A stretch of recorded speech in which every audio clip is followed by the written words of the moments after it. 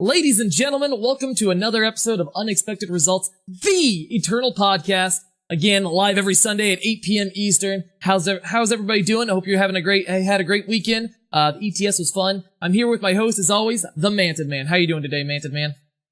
I'm great, man. And I got to say that hearing over the past couple of weeks the growth in your pronunciation of our podcast title, it does my heart good because we are the Eternal Podcast. Absolutely. That's what I like to hear. Yeah. You just got to make strides to be a little bit better every day, right? That's right. That's the only thing that matters. Absolutely. So we had a very interesting ETS top 8 this week. Let's go ahead and just go through all the results here real quick. So the 8 players that made top 8 at this tournament are, we had Flash with Argenport midrange, Kamado with TJP midrange, Tony G with Haru Flyers, Moosh with TJP midrange, Jez 2718 with TGP midrange, Crizalio with TJP midrange, ThePlatypusKing with FPS Scream, and HeyYu with Scrappy Hour. Now, I like that. I like HeyYu and Flash. I like their list the best because they're not just a bunch of initials. And Tony G's. They're all 2-color decks with defined names, and it's much easier to say their deck names. For sure. Well, and it's not, it's not the dominating TJP as well. So it rolls much more smoothly off of the tongue and out of the spirit that is not crushed because personally, I hate TJP, and we'll get into that in a minute. Yeah, same. So which of these, let's talk about all these TJP decks right now. Why wait?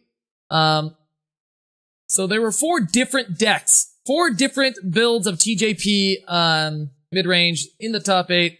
I mean, they're all fairly similar. They all got some amount of, Stand Togethers, Awakened Students, Unseen Commandos, Shelter Wing Riders, etc., etc., etc. But this week we had a new a new promo card come out. Svetya Kosul of what is it called? Orene of Kosul. Orene of the Kosul, yeah, or Orene of Kosul. And Orene as a title, we'll talk about that more in a little bit. But yeah, I am stoked that a brand new card, especially a promo, made it into the ETS right out of the gate. And had some real impact. I think I saw a couple of games for you that it was problematic. I watched some other games that it was a defining moment in the game. So having a card that brought its weight immediately was just awesome to see. It means the design team is doing a very good job, in my opinion. Yeah, that makes sense to me. They are doing a great job. I agree. So we can talk about, so like you said, all the 4 TJP decks were all very similar. They all kind of had their own unique twist. Kamado obviously did the best with his. I really liked Moosh's version. I liked them all to a point because I hate TJP. I don't like playing that style of deck. I very much dislike playing against it because, well, I'll harken back to your interview with Lights Out Ace from the previous week. The deck itself is built to punish the play style of your opponent. So if you are playing Scrappy Hour, for instance, or Rockano, or anything that is very ground-based, you're boned. And there's a much meaner way to say that, but we're a family-friendly podcast, PG at the worst. TJP just locks out everybody else. You can't interact with it. You can't play against it. Stand Together, which there are some members of the community who are very vocal that it's a very strong card, but it shuts down broad spells, especially spells like Combust and Harsh Rule, and yeah, I mean, it just, especially board wipes, yeah, like Harsh Rule, it just knocks them out of the game. And you can't recover at that point. If they're sitting on 3 power and they have the right influence, it's a gamble. It's a Russian roulette game to play those high cost spells. Yeah, if Direwolf Digital were to react to it in a similar way that they did with Protect, I don't think that they would change the influence requirement, but I was thinking if they changed the card at all, I think it would probably just be either no longer make it a fast spell, so you can play around it a little bit better, or B, just move it up to like a 4-cost card. Maybe 5, but at 5 it's completely unplayable. At 4, I think it could survive being a competitive card, but I don't think they need to change it. I think the card's fine. But it does look very, very strong after this top 8. I would agree. It is a very strong card. I also think that it's in a good place where it's at. I think Fast 3, for what it does, the card itself isn't ultimately punishing. +1/+1. There are plenty of cards that do that. We have Zen and Obelisk, which we talked about last week. We have their pants items that you can get. There are even other units in your Yeti decks. You got Wump and some of the other cards that just buff units. The problem is with it that the counter spells that exist in the game, there's only a couple that interact with multicolor spells. Most everything hits like, cancel a spell of a single faction, cancel a spell, blah, blah, blah. So if they were going to do something, I think it would literally just have to be release one. Let me step back. I don't think they need to do anything. If they were going to do something, it would just be give the other factions some more counterplay to it before it actually hits. Give them 1 or 2 costs that, pop all Aegises or something like that. I don't know. Yeah, I think I would like to see a new board wipe come out at like 6 power. Now, I don't know if this would be good enough. Either 6 or 7 power. I would like to see a board wipe come out that doesn't care about Aegis, that either ignores Aegis or, it deals 1 damage to all units or something and then wipes the board, or maybe it silences all units and then wipes the board. Something like that. So it has an ability that would pop Aegis. You either A, just have it say ignores Aegis, or B, give it an ability that it does before it wipes the board that would pop Aegis, whether they have stand together or not. I would like to see that. Maybe it's not even a board wipe. Maybe, because if you set up a board, if you're a player that set up a board that's got big butts, and then you protect them with stand together, like, you deserve to win at that point. If you set yourself in a position where you have like 4 or 5 guys that all have 5 hit points or more, something like that, and you also have the mana to protect them, probably shouldn't get punished. But a board wipe like you're talking about, that 6 cost, maybe silence all units, deal 4 damage to all units in that order. So it would kill like the 3 health and 4 health flyers, but it doesn't punish somebody who's been able to kind of pump up 1 or 2 or 3 units and maintain kind of a board position. But because having 2 flat board wipes in the game like that, especially if you'd have to put it in another color, you'd have a lot of other problems that come into play probably. Especially if you get into like a multi-faction, they're playing 6. If it's like a shadow or a primal and you're playing in those colors and Justice, and you have Harsh Rule and whatever this new card would be, you start to get into some dangerous territory. Let's make it Fire, Primal, Shadow, and it's a neg X on the defense. I love it. There you go. Or it's just Feln. It's just Feln, right? But it cares about your Shadow influence, and so it gives neg X, maybe even neg X, equal to your Shadow influence, and because it's primal, it also deals 1 damage to all units first. Because it's an Aegis popper. Yeah, I could probably get behind that. So then, those decks aren't going to, the stand together decks can't play the card as well for like the mirror or whatever. It doesn't give Justice just another, so-called oppressive board wipe. Some people feel that way anyway. Yeah. Well, and come on, they have 2. We do have Leave a Witness. I love that card. We'll talk about that card in a little bit because I think that's actually a much better card than a lot of people give it credit for.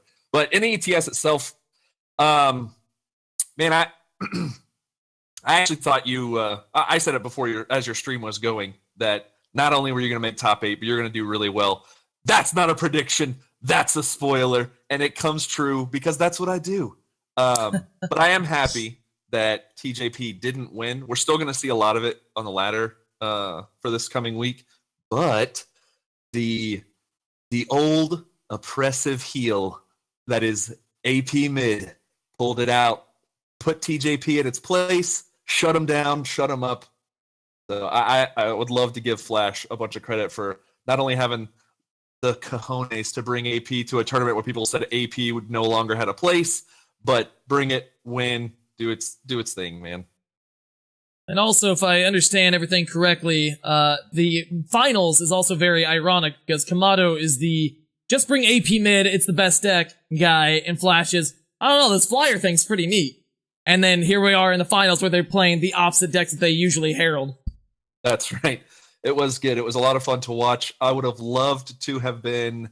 It's the only thing about the CCG environment that I don't like as much because I would have loved to have been in a room where they see this kind of playing out and they know each other. You know, they've interacted some in the Discord before, but seeing them sit down and Flash is like, "Hey, what are you playing there?" Kamana's like, "I don't know. What are you playing there?" Just kind of, oh man, that's the one thing about a CCG that I miss from going to your local store and sitting down for tournaments. Yep. Yeah, that would be a nice feature match in paper for sure. Yeah. But let's talk about these TJP lists a little bit more even. So all 4 of these versions, they're playing the new card, except for one. Casalio did not play any copies of Svetia. I'm gonna bring a picture of Svetia up on the stream for those watching live. But look where he ended up. I mean, I'm not besmirching Casalio at all, but the bottom of the pack with the TJP was the one not playing Svetia, the Orene of Kosul. I mean, I think Jez got unlucky to lose their match and end up in this bottom bracket. So, yeah, so Casalio opted to just play the standard 4 Copper Hall Elite 0 Svetia. Also not playing Mirror Image, but I don't think most people were. So Casalio playing 4 Copper Hall Elite 0 Svetia. Jez, let's go in the proper order here. Moosh playing 2 Svetias, 2 Copper Hall Elite. Maybe just didn't have enough time to properly test it all, so just wanted to hedge the bets. Maybe that's how it was. I'm not sure. I actually finally beat Moosh in the Swiss of the tournament. I've never beat him before. He's always played this archetype, and I finally was able to beat him. If he had all 4 Svetias, I think I would have lost. Yeah, then we had Jez, who's like, no, this Svetia card's pretty good. I don't need any Copper Hall Elites. I'm going to play 3 Svetia. And I'm going to go ahead and play 2 Paladin Oathbook. I don't know anything about that. He beat me in the Swiss, and then went on to go 6-0 undefeated with his variation of the archetype, which kudos to Jez 2718 for the 6-0 Swiss domination. That's nothing to shake a stick at. That's impressive. I am very impressed by that. Yeah, that is. And that, again, it's the same thing we say every week. That is not just the deck that he played. That is some serious understanding of each card in his own deck, how the other decks are going to play, what their lines are going to be. That is some serious, either serious luck or extreme knowledge and understanding and spending some real time with this deck. So yeah, agreed. Hats off. And then before we talk about Kamado's breakdown here of the thing, funny little story. Okay, so we get to, it's about time to announce top 8, or like we're waiting for round 6 to fully complete. I end up losing to HeyYU and their scrappy hour list. I think my deck's favorite, but it doesn't matter. I lost. So I'm like, alright, well this is a bummer, because the current people that are in 1st and 2nd place, I'm probably gonna land in 7th or 8th with my tiebreakers. The current people in 1st and 2nd are Jez and Moosh, both playing TJP mid, which is not a good matchup for me, and I've already played both of them. I'm like, I don't want to play either of them again. So hopefully somebody else squeezes into 2nd or, whatever. And I end up playing against a different player than one of them. Guess what? As fate would have it, Kamado ends up being 2nd and I'm 7th. So I'm paired against Kamado. I'm like, oh, thank God I don't have to play against TJP. Let's see what Kamado's playing. Oh, crap. Not only is he playing TJP mid, he's playing the variation of the archetype that is worst, the absolute worst case scenario for me by playing 4 copies of Svetia and 4 copies of Mirror Image. Svetia, very, very good against Haunting Scream deck. Like, my deck is built around, well, okay, you killed my guy, well, now I'm gonna bring it back with this spell and charge hit you and sacrifice it. Gotcha! Oh, wait, you have nothing but flyers, and the card that isn't a flyer makes it so I can't bring back my units and surprise kill you. Great. I am dead. And a card that gets a lot of underappreciation until a tournament like this happens. Equivocate, it is the business against Screamers. It is so good. Yes. If you're in those colors, play Equivocate if you're worried about Screamers showing up, because a unit that is no longer that unit does not get screamed back out of the void. Yes. Sorry, the chat cracked me up about a comment about my microphone here. Anyways, not even to mention that that deck plays Equivocate. Like, in my personal prep for the tournament, I was thinking, well, I either play TJP, like even before Svetia was spoiled, I was thinking, well, I either play TJP this weekend or I play Scream. And I don't like TJP. It's a 3-color aggro deck or whatever, and if it's most of the time that it loses because it loses to its power base. Bad influence or whatever in that capacity. I would rather just avoid that and play this unfair deck. A deck that attacks from a different angle that is kind of unfair, and that's Haunting Scream. And I had better, this is more subjective or whatever, but my results on ladder over the week were just better with Scream, so I ended up choosing to play that. And then the promo came out, I'm like, well, alright. But I still just stuck with Scream. And, yeah, well, so much TJP mid. Yeah, we learned a lot. One, we learned that if you're not Masters yet this week, you need to play something that's going to be able to beat TJP, because that's what you're going to be playing against, especially in the diamond ranks as you climb up to Masters. So, bring decks that can deal with Aegis, bring decks that can deal with flyers, bring decks that don't get punished by Stand Together. So play Sandstorm Titan probably is something that stands out pretty well in that. Go ahead. Oh, no, I was going to say, and the other thing is welcome back to a bunch of AP mid. If you're not playing against Stand Together, you're going to be playing against AP mid, and that's, I guarantee you, if you're not in Masters, those are the 2 decks that you just need to build around. I am 90 to 95% sure that I'm going to just bring AP mid next week for the final week of the season. Yeah, it is a good deck. It is one of the decks that it is one of the decks that you played a bunch when you were rising in popularity as a streamer. It is one of the decks that you published out on Eternal Warcry. It fits your playstyle, obviously, and it just does work. You have somebody that's playing a bunch of dudes. All you have to do is survive till turn 5, board wipe. Oh, you're playing somebody that's going to have 1 or 2 big guys on the field. Oh, you got deadly units and Rip Knife Assassin and some other stuff like that. And you want to get weapons out on the field. You like the armory archetype. Well, throw your Tavrods in. Bingo, bango, bongo. You got yourself a big old hammer, or you have, the Valkyrie, that Enforcer blade. Golly, what is that blade called? Now, the one that recurs itself. Inquisitor's blade. Inquisitor's blade. I was calling it Enforcer's blade. That would be scary. A blade that silences. Inquisitor's blade.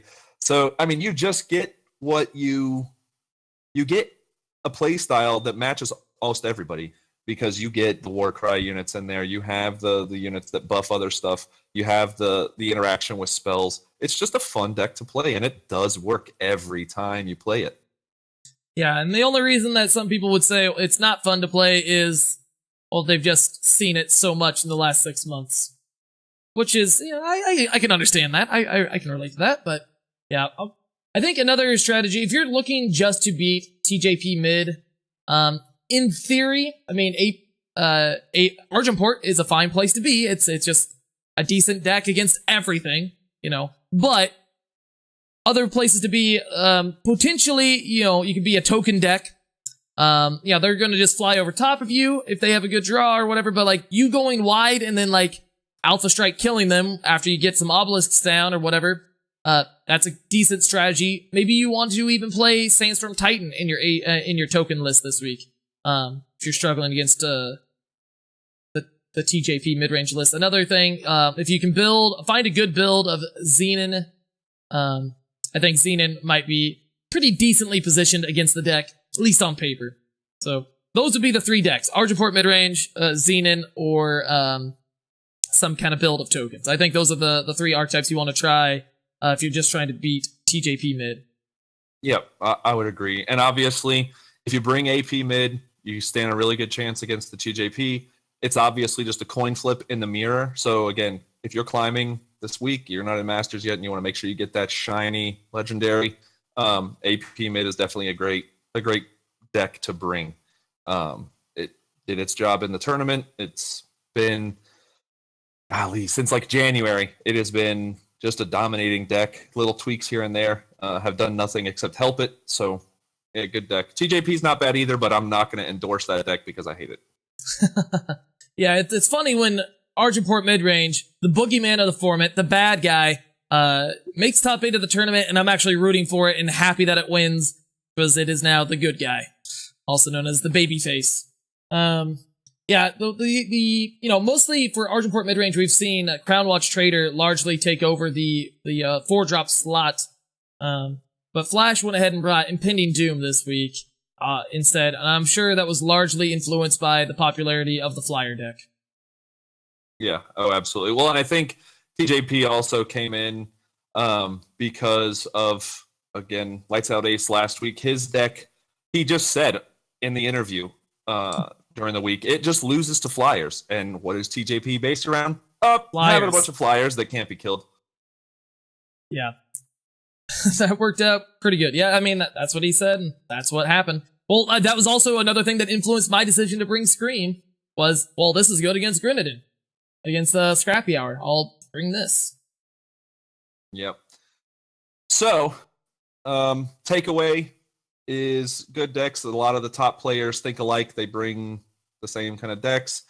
So if you want to do well in the tournament, maybe play something that's offbeat that you think will beat what other people are going to bring. I know it's kind of meta, but know thy enemy. Or just bring the deck that won. That's right. Or just bring the deck that wins. Yeah. And you can't beat them, join them. And to be fair, Scrappy Hour did make top 8 again. So it wasn't piloted by Lights Out Ace, but it still is in the top 8. That it is. And that was my second loss in the Swiss, round 6. So while we have Svetya on the screen, you want to talk a little bit about her, unless there's anything else from the ETS or how it's going to change the field this week?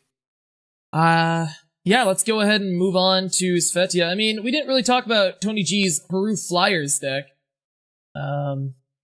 Let's touch on it for a minute. What do you like about Tony G's deck outside of the fact that it's built by Tony G, who we all know you got a little soft spot for?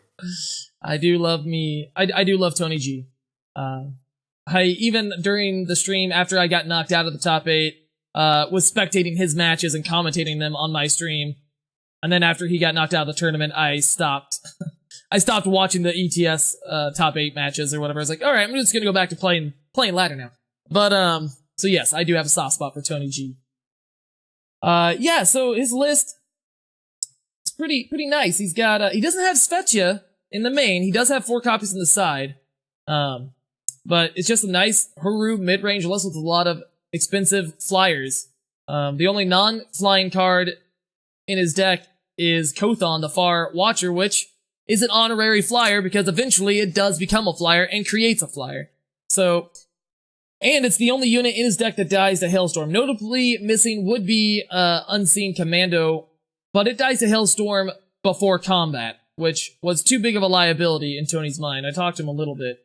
But yeah, he's just got a nice Haru mid-range list. He got 3 Finest Hour, 4 Seek Power, 1 Eileen's Favor, 4 Kothon, 4 Strategize, 4 Vanquish, 4 Hailstorm, 4 Haru Pacifier, 2 Polymorph, 4 Wisdom of the Elders, 4 Shelter Wing Rider, 4 Amelie, 4 Nostrix, Lord of Visions, 1 Thunderstrike Dragon, and 3 Eileen Clan Mother.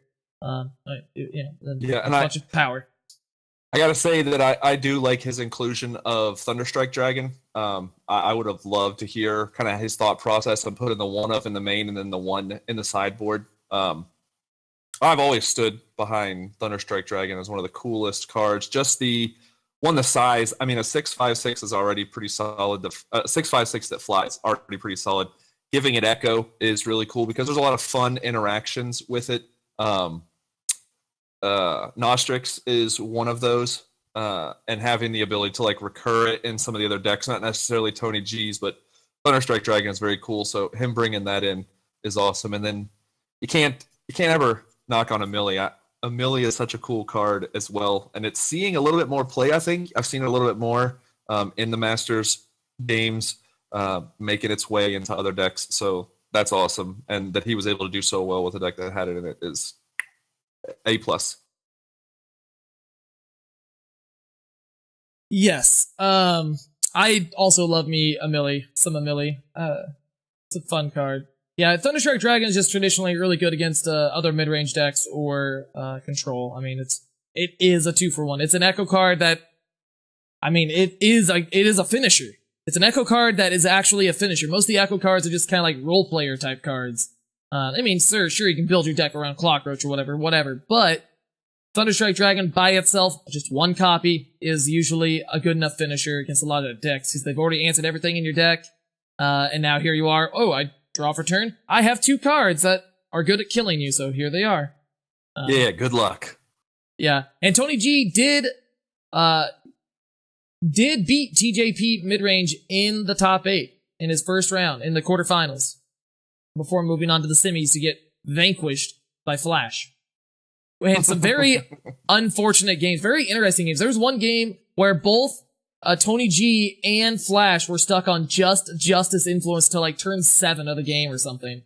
And it was really weird. I think if either Flash ultimately won, and I don't know if I can't recall if Tony really drew out of it. I know he did eventually hit Primal, but I think he needed double Primal or something. But either way, if either player would have not stumbled, well, obviously, I guess this is kind of an obvious statement, but it would have been the opposite result, or the match would have been much quicker. Yeah, sure. Yeah, you do. You know, you hate to see the power screw. Even as a player, you kind of feel bad if your opponent if it happens to your opponent. Then you remember, oh yeah, that means I'm going to win and I get to move on. But those kind of games are always interesting to see what happens because the frustration is building on both sides, and mistakes are going to be more possible. They're going to get something they need. They're not going to realize it. They're just going to be so frustrated. So those kind of games are very interesting to watch. Yeah, I was really entertained watching that match. I was just spectating on my own on my stream, and it's good. But yeah, let's go ahead and talk about Spezia then. So all right, so we'll hit a little bit of the lore first, and we'll get into the mechanics of the card. So Spezia is the second card from a lore standpoint, the second unit from Kosul, the first being Kosul Brigade, which was another promo that we had, I'm going to say like 6-8 months ago, probably. It hasn't been too long, but it's been long enough that people have kind of forgotten about it because nobody was able to break it or fit it in. I also really like it. I come from the World of Warcraft card game. That was the big game I played before this. And it's got that kind of World of Warcraft TCG feel to it, especially with that discard to bring in the 8/8 bear. But Spezia is the Orene of the Kosul. A lot of people are talking that obviously weren't reading the lore. What does Orene mean? So Orene is obviously a leadership role in the Kosul. And she got that title from her father, who was the Orene before her, and she brought her tribe to Argenport. So the quote for the card in the lore section on Direwolf's page says, "There was hope in Argenport. There had to be. Papa always said that Caiaphas was an honorable man. She would be safe there. They would be true to their word." So Kosul is this group. They're this fringe kind of I don't want to say barbarian tribe, but they're this fringe kind of outrider tribe. They obviously love their bears. Who doesn't love bear cavalry? And after the fall of Argenport, they came for Svetja's father. They knew that the Kosul would try and back up Argenport, that they would come and try and retake and replace rightful heirs on the throne. So they came for her father. He is taken. She is now the Orene. She rallies her people and she brings them to Argenport, and that's where we are in the storyline now. So the city has fallen. The gates have been assaulted, and the Kosul have come to the aid of Argenport, and the flavor there is just awesome. And because the flavor is so good, I think having a card that is actually so good as well is just like the icing on the cake. So you get a good story progression, and now you have a card that is going to make some significant changes, especially as we see other spells that come out. Because in this next set, there are going to be spells. There's going to be some rare spells for sure. There will likely be some legendary spells that hit the field, people see, and they're going to build decks around. And the card that's going to answer those is going to be one of two things. It'll be a card like or that is Unseal, or it's going to be Svetja that just stops spells from being played. Or, I mean, we guess we could get to like Scourge of Frostholm, but that's a much bigger card and probably not as relevant as Svetja is, because I think she's going to find her way into a lot of decks. She's in a great place. There's not a lot of 4-drops. So let's get into the mechanics of Svetja. Why don't you walk us through for the people who can't see the screen or are listening in the future? Well, Svetja is a 4-cost Justice Primal unit. It is a 4/4. Full name, Svetja, Orene of Kosul. It has a summon ability. Summon. The enemy player can't play spells or weapons until your next turn. Now, it is a summon ability, so that's a trigger that goes on the stack. A face Aegis would block it, and you do have a chance to respond to that summon ability. Such as if you have a banish and you want to kill whatever the unit is that is going to kill you that turn. Well, you have to play your spell now, or forever hold your peace until next turn. Then it has a late game ability, which is very powerful. And I am definitely a fan of. It's not going to come up as often as the summon ability, but pay 8 and exhaust Svetja to draw all units from the top 4 cards of your deck. Discard the rest. Yeah, I definitely like being able to refill your hand with threats is very good. Like in some of my testing this week, leading up to the ETS, I got to activate it multiple times, and it was usually very good and helped me win the game. And oftentimes there was this one matchup where I activated it in back-to-back turns, bricked. Just milled 4 cards. Just discarded all these equivocates and power and all this stuff. It's like, well, that's great. I saw there were plenty of people talking about their play style. One of our team members, HeyYU, was saying the same thing. I think it was HeyYU. It may have been somebody else, but they said that the ability on her does not say draw units. For me, it just says pay 8, mill the top 4 of your deck. yeah, right. So yeah, I definitely. So a lot of people were talking about how they don't know if it's right to be playing.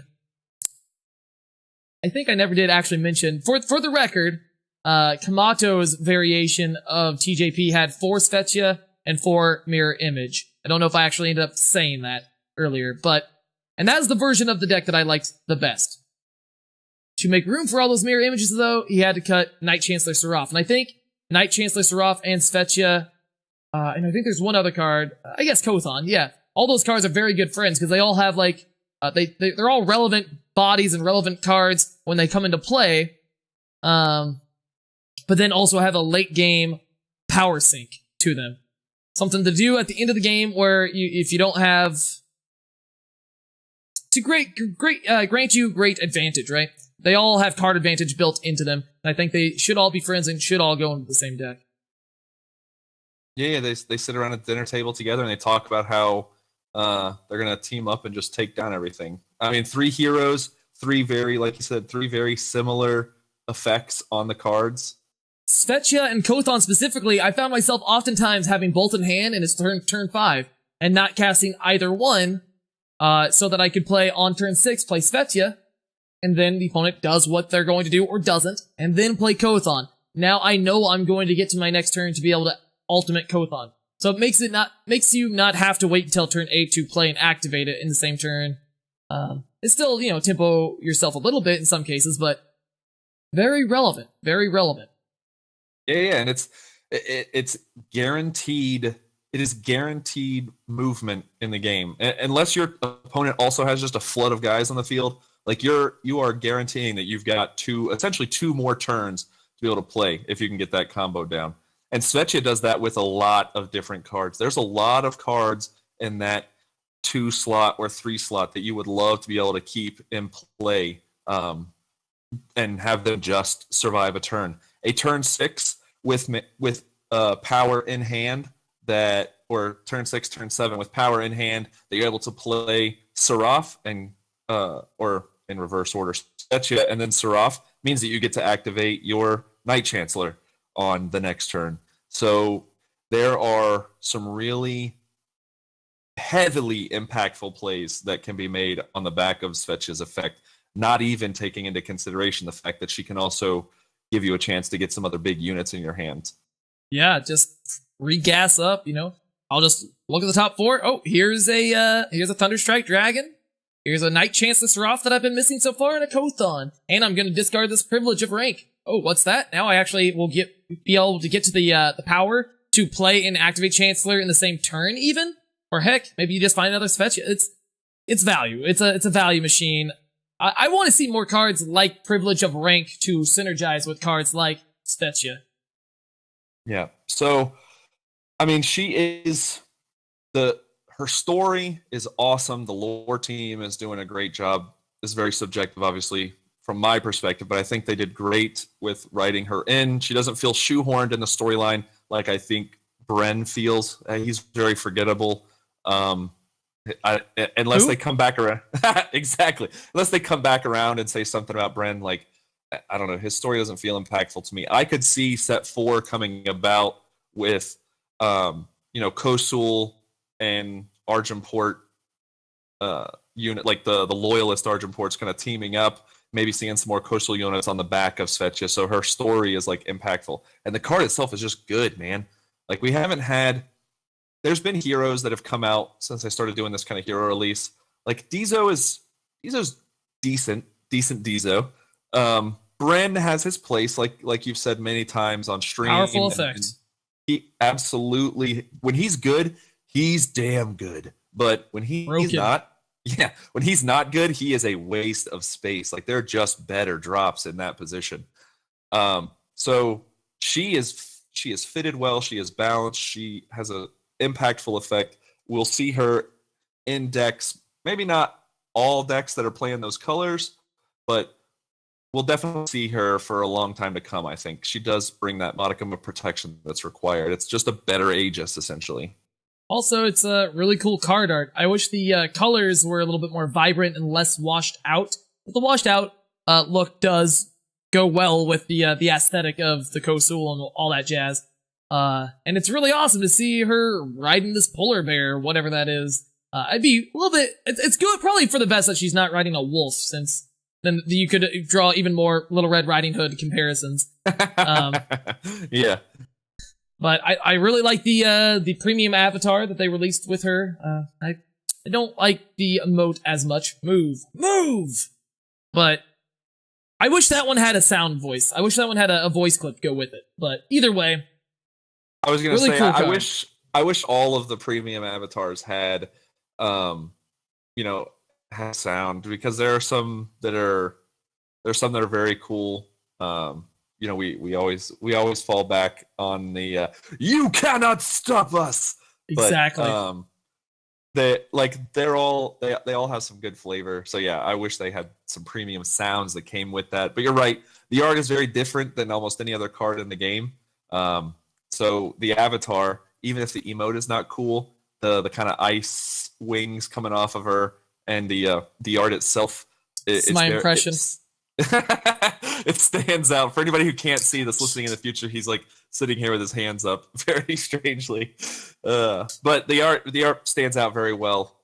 It's a stark difference in the rest of the art style in the game. That's very vibrant. She is almost in a sketch style, kind of washed out. But it's a very busy picture. She's got this tribe of Kosul behind her, so it's very cool.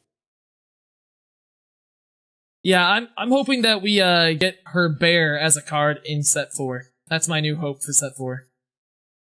Oh, that would be awesome. Or I would like another kind of time travel campaign where we get you get her dad. Sure. Another Orene that's got just another really cool effect. That'd be fun. I would love some other coastal units. They don't even have to be tribal, but give me some other coastal units that have bears. Give me maybe a bear relic that somebody is riding on that gives like +6/+6 and overwhelm or something. I don't know. I like that bears are actually big units in this game, unlike some other card games. Those that shall not be named, because this podcast is the Eternal Podcast. Exactly. No, if we're going to do more campaigns, which we obviously are, I am more interested in having a Cirso campaign than any other character that we already know. But oh man, I'll talk about Cirso later, maybe. You guys can at me on Twitter. What is your Twitter? My Twitter is at MantedMan. And you can at me anytime. I love talking about lore. You can find me in Platy's Discord. I'm very active on the official Eternal Discord as well. I love talking about lore. I have some great ideas about Cirso and how he is not who you think he is. It's something we will talk about at a later date. But it's some very cool stuff, in my opinion, and I think it would be very relevant just because of some of the other cards that are out there. But like you said, yeah, that's a topic for another day. We did, while we were talking about Svetja, we talked a little bit about like balance and testing, and we normally don't do this on the podcast. It's more kind of reserved for your stream. But you played a really cool deck a few days this week, and it had a card that nobody thought was relevant very much at all, except for one other guy. And you'll talk about him, I'm sure, when you're talking about the deck. But the effect when the card hits the field is probably the second coolest effect in the game next to Decimate. So let's talk a little bit about your deck you played last week, man. Yes. We are, of course, talking about, if anybody that was watching my stream all week, you probably saw me play this at some point, or at least saw it in my deck lists. And we are talking about a deck based around Last Stand at the Gate. It's Last Stand at the Gate is a 7-power spell. It costs triple Justice Influence, and it says summon 3 Treasury Guards, which is the 2/3 with Endurance unit, and your life total becomes 1, and you get a 6/6 Gilded Hammer weapon. I have the deck list up on the screen right now for those of you that are watching live. Man, there's so many of these random cards have like really cool animations that go along with them, and it's a shame that more of them don't get seen on a regular basis, because the Last Stand at the Gate has a nice little animation to put the hammer into play, and like your life total does this little like pulsing red thing around it when your life total is still at 1. Once you gain life, you don't do it as much. But let me go ahead and name off the deck list for those of you that are just listening. And this, I did a few different builds with this, including a straight Combre build that I kind of made with Ski J. Well, it's a list that Ski J had from way back, and then he sent it to me and I updated it. But yeah, before he jumps in, by the way, I encourage any of you that are listening, finish listening to the podcast here, head on over to eternalpodcast.com and check out the VOD and head to the minute marker that matches up with where we're at. I think we're like 50 minutes in, and take a look at the deck so you can actually see it as we walk through this. So go ahead and carry on. Yeah, so we have 4 Torch, 3 Desert Marshal, 3 Disjunction, 3 Roland's Favor, 3 Tax Collector, which I was really skeptical about crafting to make this deck, 3 Vanquish, 1 Moondial, 4 Silverwing Smith. Yes, Silverwing Smith in a ranked deck, or a deck that I played on ranked.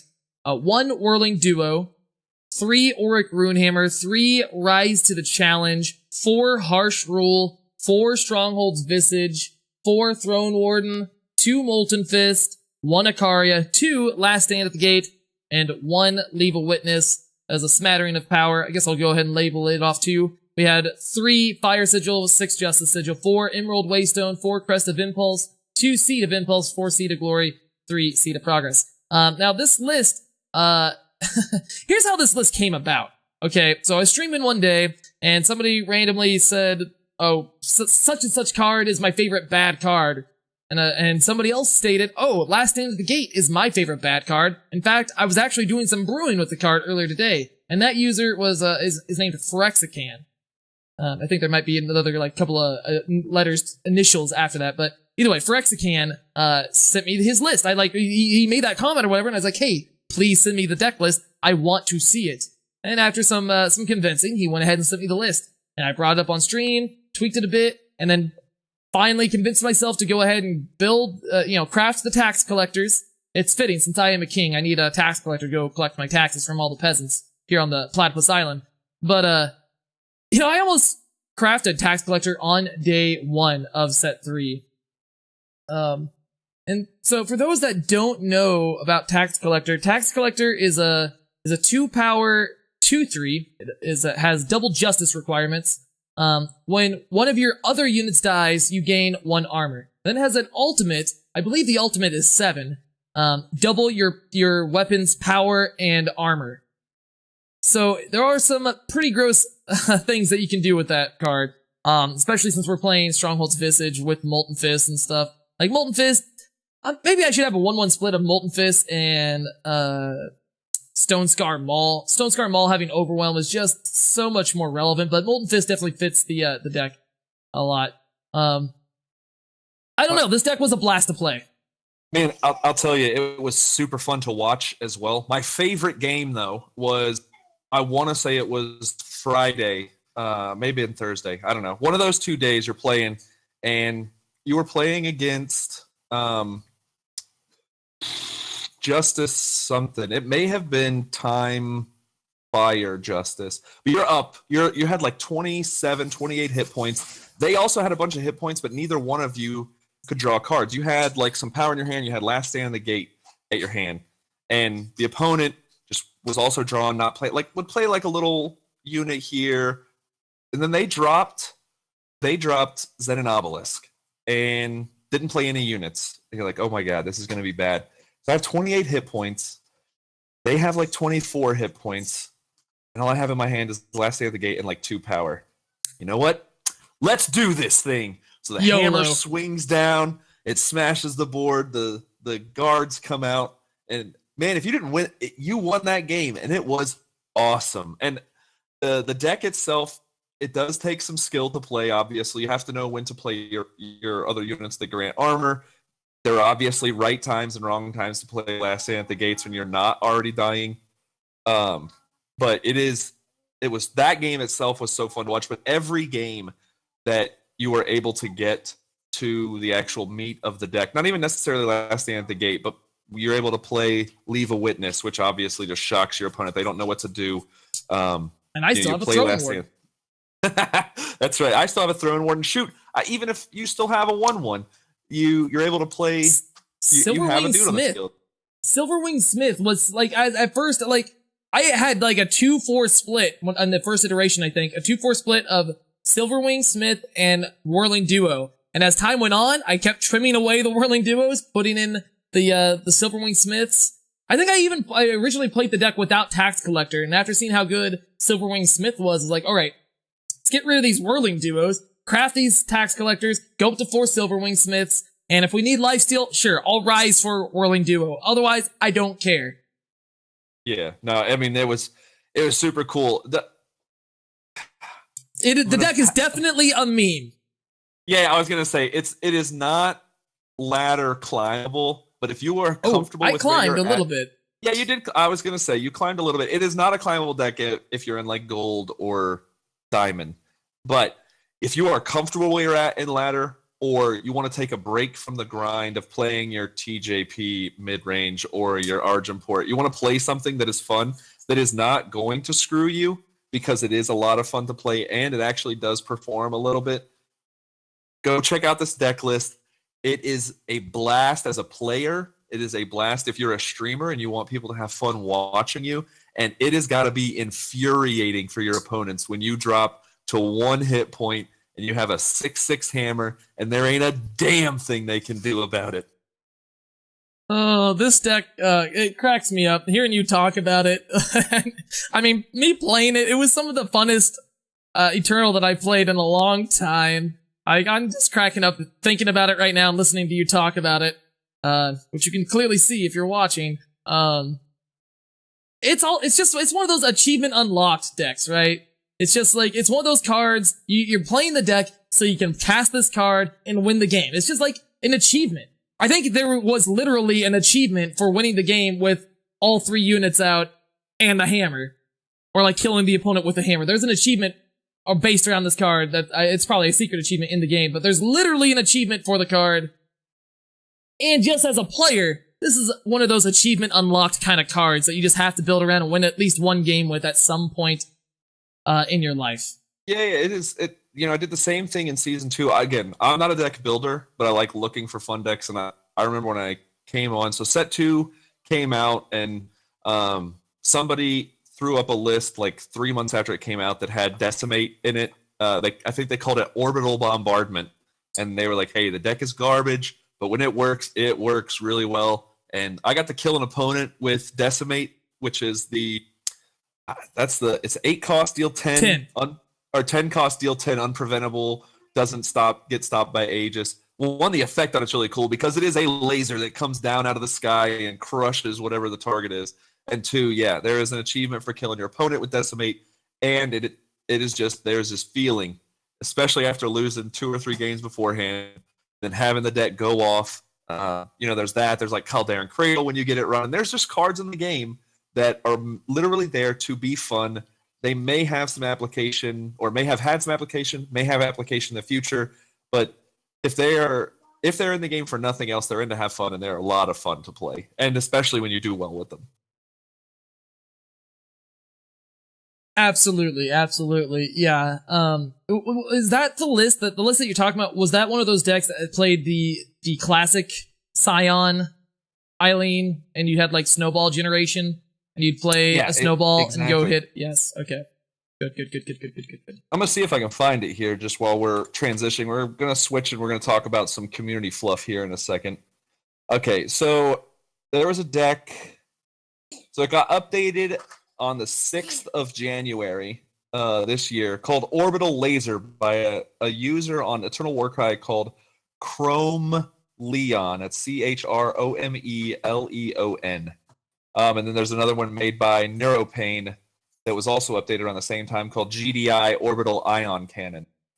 They both play Decimate, and all of the cards in the deck are built around surviving to be able to play Decimate. And when it works, and it's fun. But it rarely works. I don't think I've actually seen the Decimate animation. I don't know that I've actually cast Decimate. Oh, well. Guess I know what I'm doing tomorrow. I was going to say, I know what I would like you to try and do tomorrow for the stream. I would love to watch you build around Decimate and just survive until that point. Absolutely. So, why don't you go ahead and tell us about this community stuff that you want to talk about? All right. So, anybody who follows me on Twitter or follows the Team Rankstar page knows that from time to time I put out little articles called Eternal Vanguard.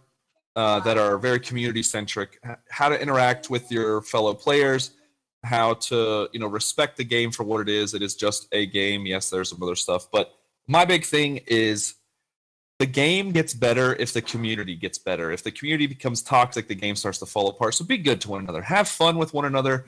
Embrace the memes, embrace the laughs, all that kind of stuff. So there was a post on Reddit this week. It is the highest voted post in the Eternal card game subreddit by a user named Kamehameha Chu. First of all, great name. Props to you for that. So Kamehameha Chu, he posts what looks like this rage thread. It says, "How is Sandstorm Titan balanced?" And of course, everybody jumps in immediately. They know what this is going to be. They go in to defend Sandstorm Titan. It fits the game. It fits its archetype. It does what it's supposed to do. But then you read his post, and it says, "How is Sandstorm Titan balanced?" I mean, even after factoring in the perspective of the angle on his art, his left hand is clearly larger than his right, which would definitely throw his balance off while standing, let alone walking. Also, he has a constant sandstorm spinning up around him, which would kick up all the sand under his feet, so he surely can't get good purchase on the desert floor while stumbling around. So a quality joke post. Looks like it's complaining about Sandstorm Titan, but it brings just some humor in. Some of the responses were just hilarious. 5 of 6 quality crap post. Someone please silence OP so we can get over this post. Best answer to Darude OP. Make him a 5/6 blank. This is the rudest post I've ever seen. OP should be put in timeout. Blah, blah, blah. Just lots of puns, lots of fun. But he does raise a good point. Sandstorm Titan is very obviously he's obviously big enough to be able to grab things out of the sky. The only reason he brings stuff to the ground is because dude can't stand up straight. He's off balance his entire life. His arms are way out of whack. It's great. I cracked up so much when I saw that, and I was happy it climbed so quickly on Reddit. People were talking about it in the Discord. So Kamehameha Chu, my hat is off to you. I am a poet, and I. Your hat is on. Your hat is on. My hat is off, my friend. Okay, fair enough. I saw that post throughout the week. I never clicked on it because I just saw it and was like, oh, another person complained about Sandstorm Titan. Yeah, I'll just not click on this one. Well, you didn't get to participate in the laughs that were to be had. It was a misplay. I understand that now. Punt plus. So if you ever want to get on my good side, shoot me something in Twitter, shoot me something on Discord that links to something funny or interactive or just community oriented. I love to see that kind of stuff. I will shout you out on the podcast. I'll make sure other people see it because that's what the game is all about, man. We're right now, until everybody gets stuff better in order, we're not winning money playing this game. Some of us are making a couple of bucks streaming it, but we're not going out here burning the world down. We're here to have fun. We're here to interact with each other. Yeah, Platy is one of the ones burning the world down right now. We're here to have fun. We're here to enjoy a game in our free time. And we're here to meet fun people like a lot of us have done in ThePlatypusKing's Twitch chat. You know, we all have formed kind of this tight little community of jesters and knights and nobles and most of all, the peasants of Platypus Island. But yeah, just, and if you don't have to be part of Platypus's group, you can you can go to RNG, you can go anywhere else, find a group, have fun, go in the Discord, don't be a dick, and enjoy the game for what it is, a game. And that's my little rant. Yadabyte, Notorious GHP, the Ski J, Lights Out Ace. Well, I guess that is the RNG page. There's Xenaton, Oh It's Mulligan. Yeah, there's a plethora of very quality streamers out there. Check them out. Yeah. And if we missed you, somebody. Support somebody. Support the game. Support your fellow players. If somebody's asking how to do something, don't be a jerk. Yes, we understand. You've made masters the last 7 months in a row. You're a master drafter. If somebody asks why they should pick Magma Javelin because it seems to them to be a terrible card, don't come in there and be like, oh, you scrub, you're never going to be good at this game if you don't understand the value of Magma Javelin. Nah, bro. Help him out. Let him see what he's missing. And everybody is better for it. Absolutely. All right. So now that we're past all of that, let's talk about how some other people are gaining on Reddit. ThePlatypusKing decided to dedicate himself to farming karma and paying attention and getting those spoiled cards on Reddit before anybody else. But he was really good and didn't talk too much about the spoiled card. Just wanted to get that sweet, sweet Reddit karma from posting him. So we're going to talk about him here, I think. Reddit karma. Yeah, what do I got right now? So I made this account, ThePlatypusKing is my username on Reddit. I made this account back in December or whatever when I decided I'm going to stream full time now. And so I didn't really have a lot of karma. I mean, last week at this time, I probably had around 20 Reddit karma or whatever. I now have 246. Well, damn, son. My Reddit name is The Manted Man, no spaces. Post karma 7,583, nothing to scoff at. Comment karma 28,201, but I'll be fair, most of that's from my sketching and posting sad stories in Ask Reddit threads. So it ain't from Eternal. Yours is all organic eternal stuff. Yeah, I mean it's just the podcasts, posting about the podcast and putting those 2 spoilers up. Those 2 spoilers, I have never, even with my old account, I never really had much Reddit stuff happen on my account. Nobody ever really interacted with my posts, and I didn't have anything like that. So like, I posted one of the spoilers, Alita's Apprentice, and I put my phone down, went and took a shower, came back, and my email had just blown up with replies or whatever. I'm like, what happened? I thought for sure that I was also like the second or third person and just didn't notice the other posts. Yeah. All right. So let's jump in and talk about some spoiled cards. And if you're live with us in the Twitch chat, we will interact a little bit more during these 2 sections. We're going to talk about spoiled cards first, and then we're going to talk about some of the leaked art that came out since the last podcast. So if you got comments or questions or theories, go ahead and throw them in, and maybe get a little shout out here. We love the interaction at this point. Sorry, my son is coughing. Oh my God. Is he okay? He is fine. He's just eating fish crackers too quick, goldfish crackers. Been there. All right, so what's our first spoiled card that got released or that got dropped on us this past week? Well, yeah, let's just do them in order. Our first thing was Lita's Apprentice, and at the time that I made the post, I hadn't actually seen that there was a card frame for it. But Lita's Apprentice is a 2-drop, single primal influence. It's a 2/3. It is an unseen. That's its unit type. Has the text, can never be silenced. Other units you control can't be silenced. What are your first impressions of this card, Manted Man? So my first impressions to this card are harking back to Marison the Eldest, and then Marison... Disciple? Marison's Disciple. So, for anybody who doesn't know, Marison is a rare card that at the end of every turn summon one of the 3 things, a 1/1, a 2/2, or a 3/3. Marison's Disciple is much cheaper and summons it immediately when you summons a single familiar when he comes into play. So Lita's Apprentice is the apprentice of Lita the Most Skilled, who is the 5/4/5 unseen with Overwhelm, and if there's another unseen in play, she also has Killer. Pretty garbage card, to be fair. I mean, it's not terrible, but it does not see a lot of play because it doesn't fit in anywhere. A role player at best. Yeah, absolutely. Lita's Apprentice is a card that I think will see significantly more play.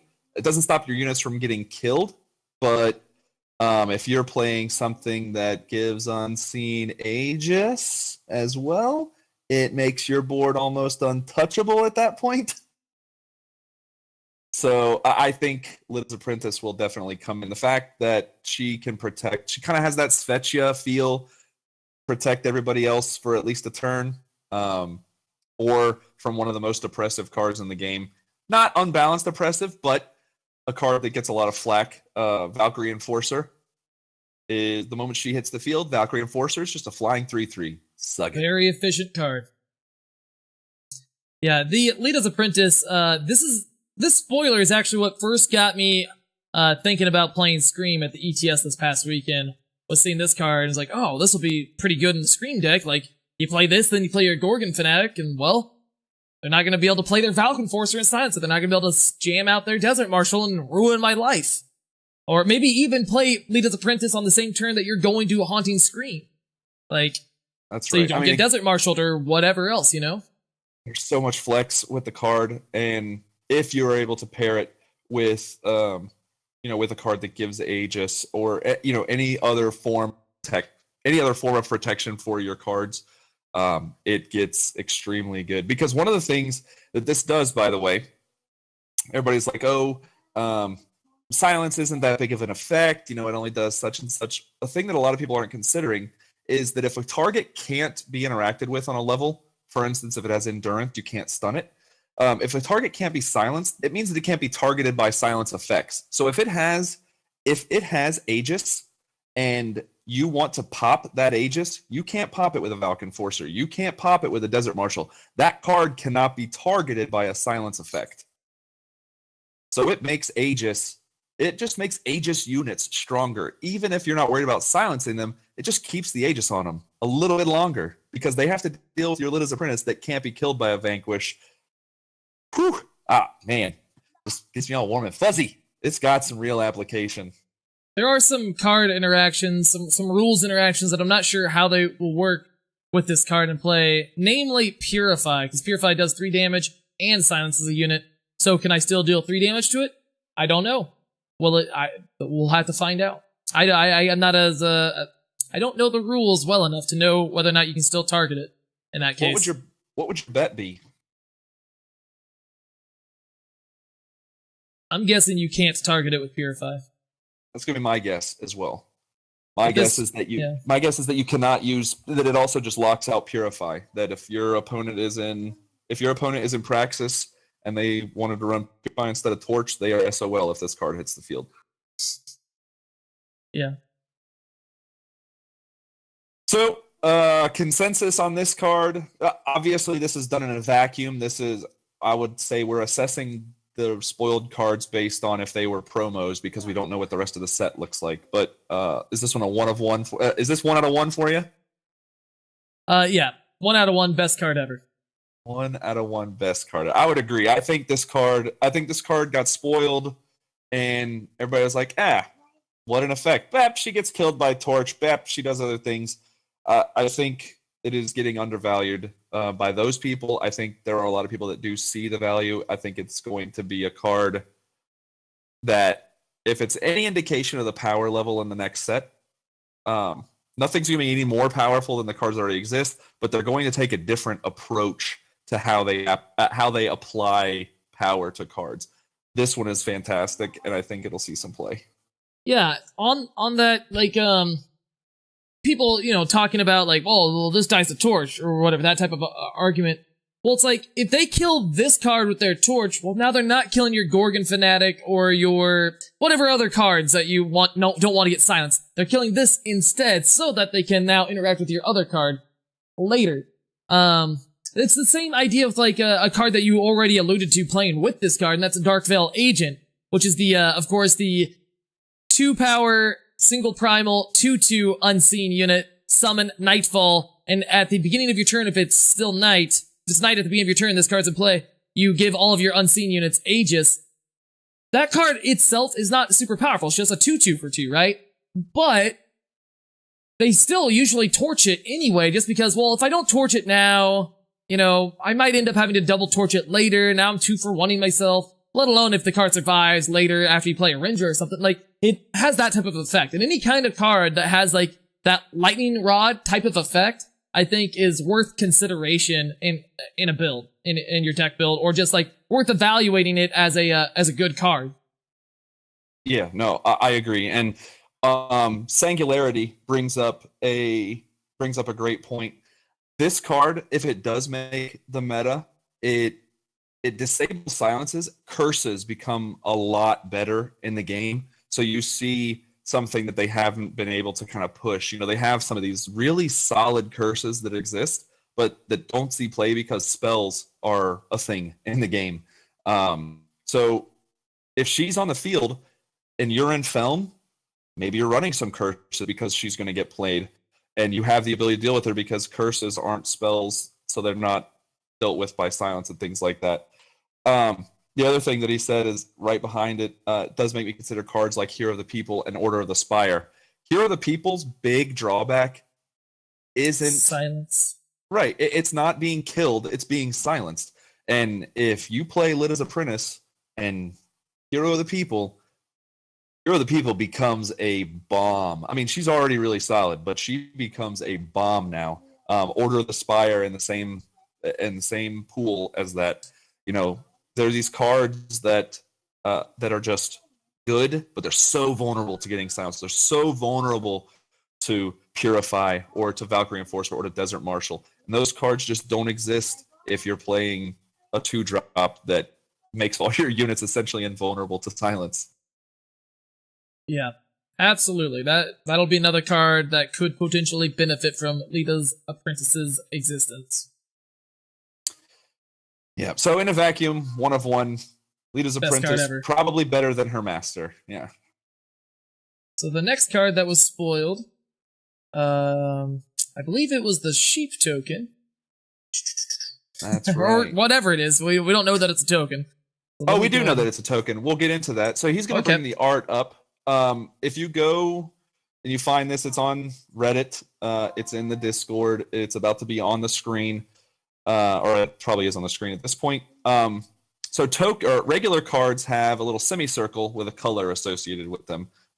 Gray, green, blue, or yellow. Tokens don't have that semicircle. So you'll see above the beast name. I never noticed that. Oh, well, there you go. So above the beast type for sheep, it is a little gray rectangle, which means that this is not a card. Yeah, it's a lack. So this card is not opened from a pack. This card is exclusively generated by another card.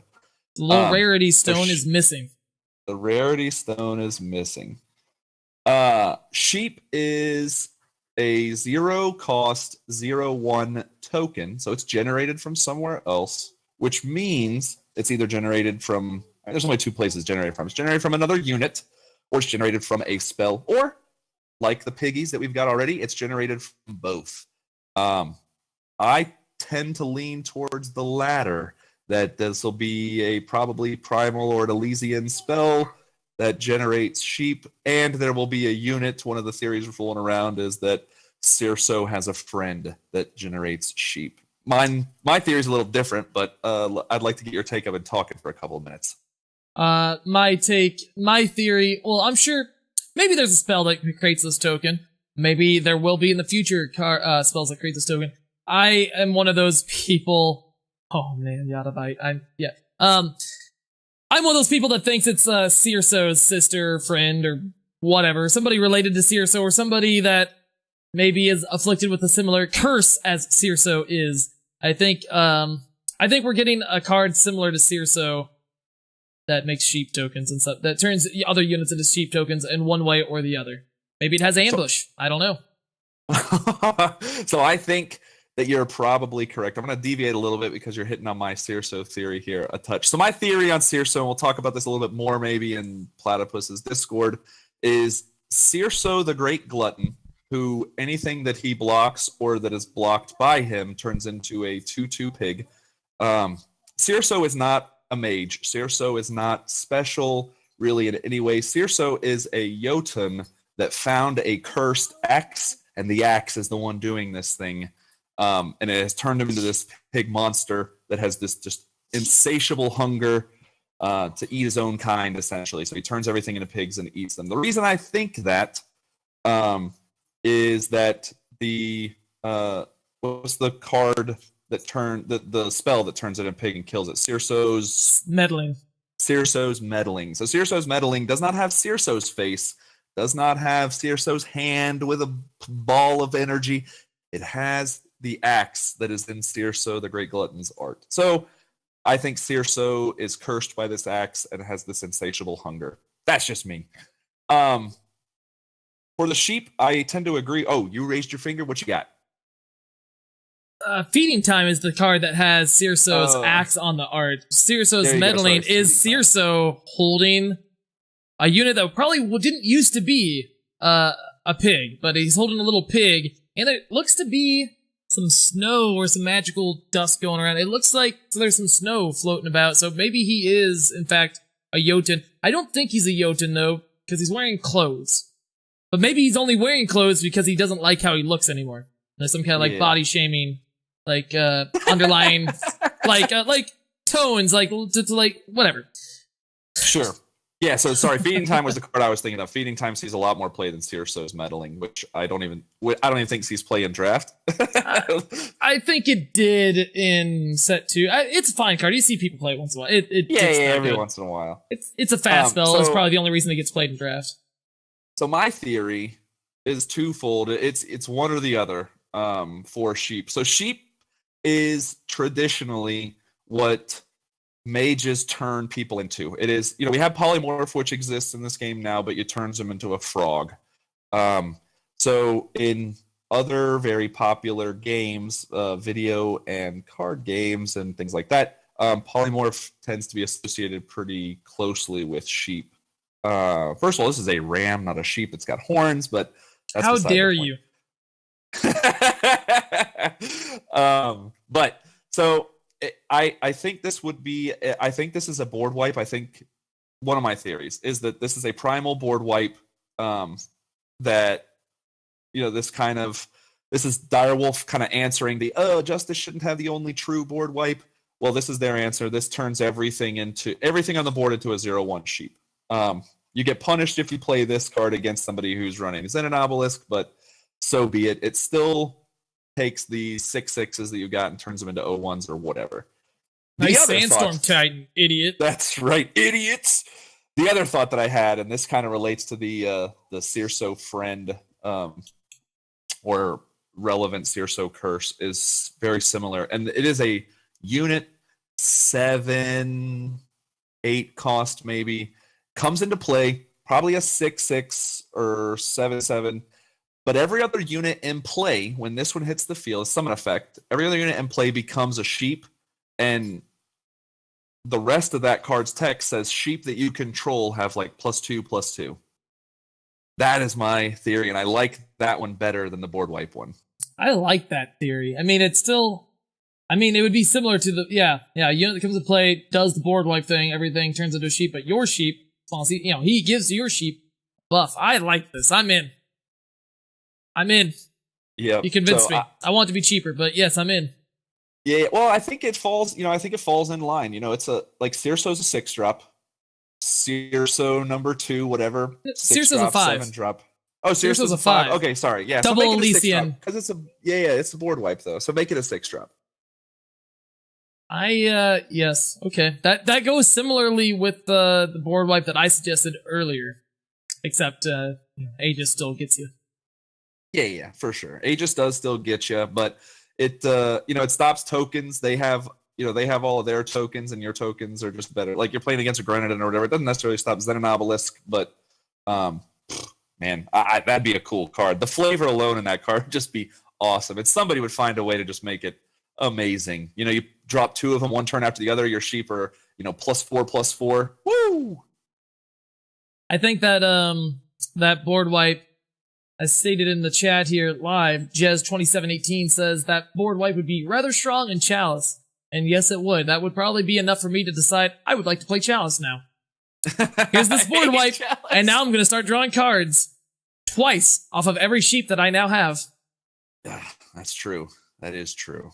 Oh, there's another card that will definitely be strong in Chalice, but we're not there yet. So, Sheep Consensus, Sheep Token, obviously generated, but the card that generates the Sheep Token, 1 of 1, or 1 out of 1, best card ever. Best token ever. Yeah. That's right. Another theory that I saw, or that I would hope that this is, maybe there's a relic, and it has multiple abilities, and one of those abilities is making a sheep token. Maybe, with that relic, you can then sacrifice sheep to draw cards. Who knows? It'd be neat. Oh, like a slaughterhouse kind of thing? That would be dark. Yeah. Also, it would have to be blue, which would be bonkers in Chalice, by the way. Because it would essentially be generating 0/1s. That's probably a 1 or a 2 cost ability on the relic. So you're essentially paying 3 to 4 to draw cards and have big dudes on the field. I want to see this is slightly off topic. I would like to see relics with multiple activated abilities. I would too. I think having more choices. One, I just want to see more relics in the game that have effects because I love Armory just as much as you do. Maybe not as much, but way up there. So I would love to have like 4 or 5 cards in a deck. 4 or 5 cards in a deck that I get to put on my hero. If I can get to a point where I can have a unitless deck that has a bunch of different relics and stuff and a relic weapon, oh man, I would be happy. That's the kind of deck that I love to play. I don't know how this would work, but I want to turn my hero avatar into a Voltron, like, Power Rangers character, and just, like, I'm building the Zorg, or whatever they're called. The Zord? Zord, just, yeah, the Zord. Yeah, that's what, what I want to do. Not to draw out the theory any longer, but what if it is a relic weapon that turns units that you attack into sheep? Holy moly, that would be amazing. Oh my god. Yeah, well, we're gonna no, that's not what it is. We're gonna get that in the next campaign. We're gonna get that in the next campaign where we go into the origins of Circe. We go through Circe's story, and one of the things in that story will be a relic weapon that turns people, does everything that you just said. That's gonna be in the next story, next campaign. Oh god, that would be I'll settle for a week-to-week promo about it. All right, let's go to the next spoiler. And it is a spoiler. We're going to talk about Crest of Order.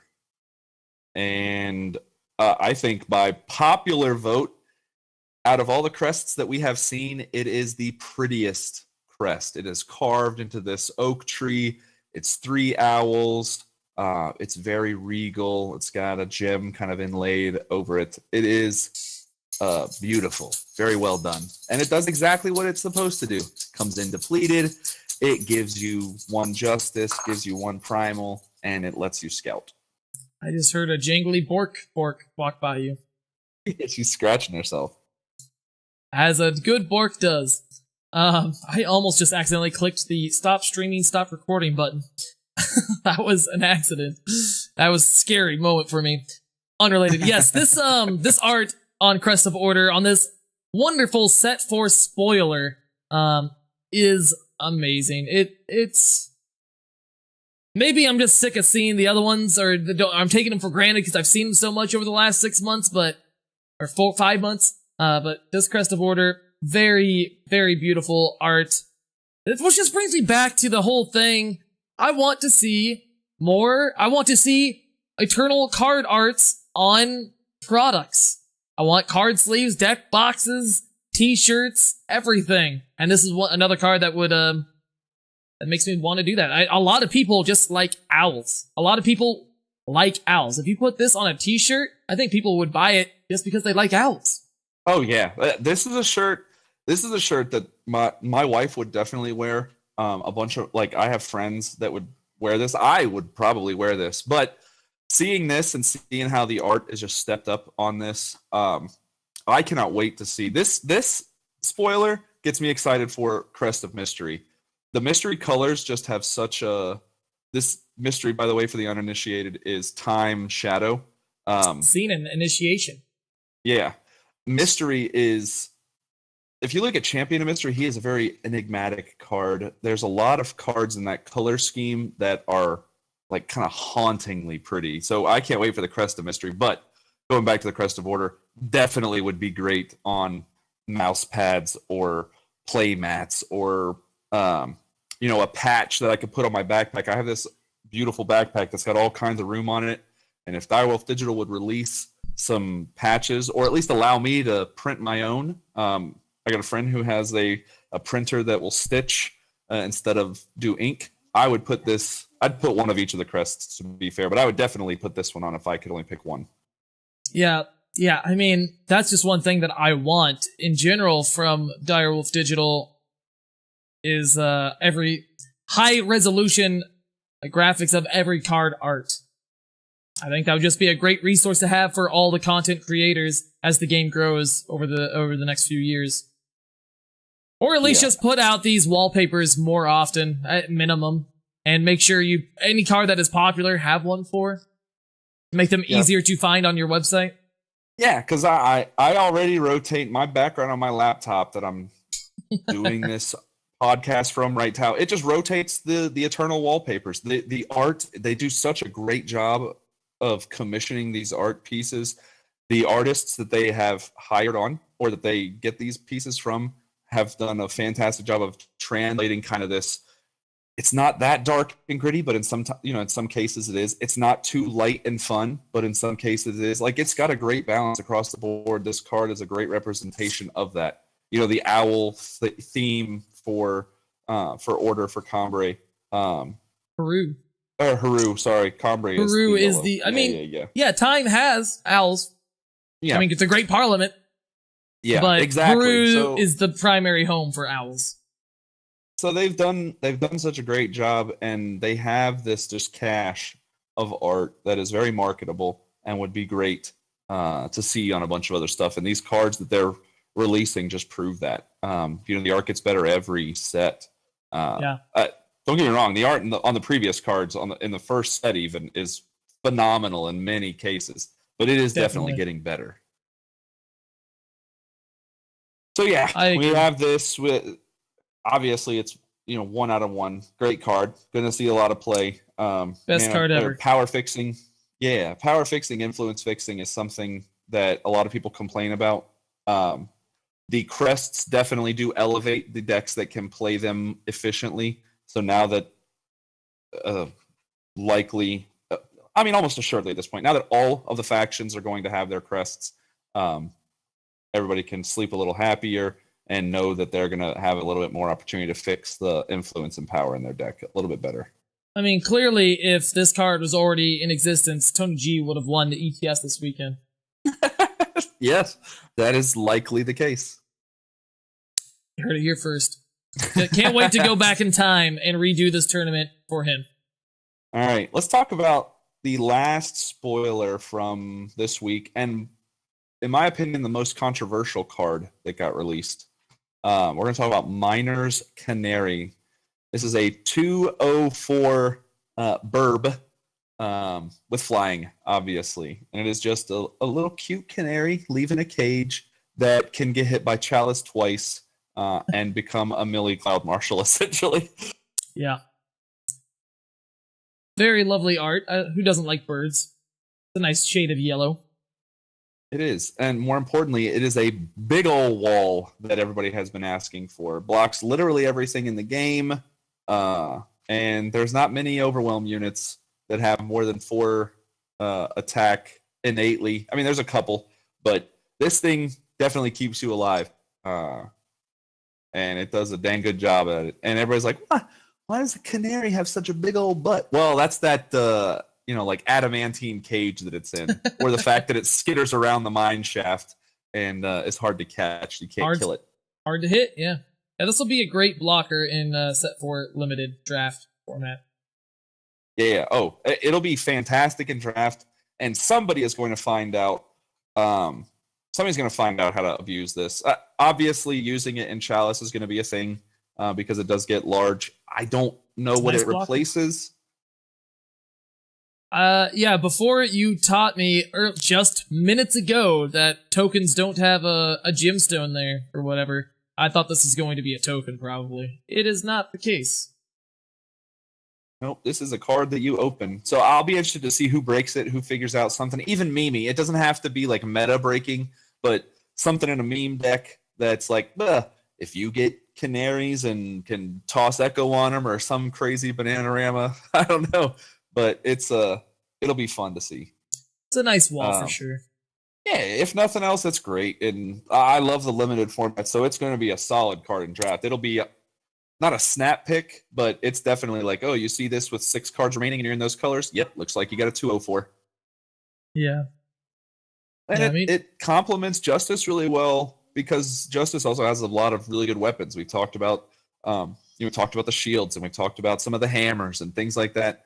So having a big butt that you throw a weapon on that you're not worried about getting torched out by a single torch or extract or anything else, it's got 4 hit points. It's hard to get rid of.